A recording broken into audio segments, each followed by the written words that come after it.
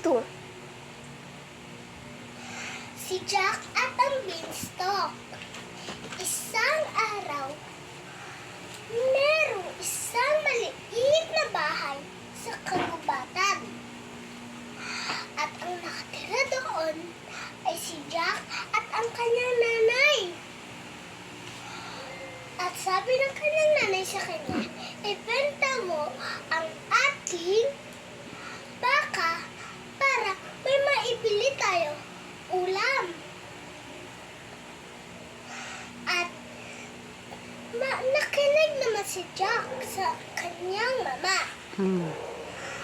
At nung nakinig na siya, ay agad-agad na siyang lumabas para kunin ang baka. Agad-agad na silang umalis papunta sa palengke. At nung malapit na sila sa palengke,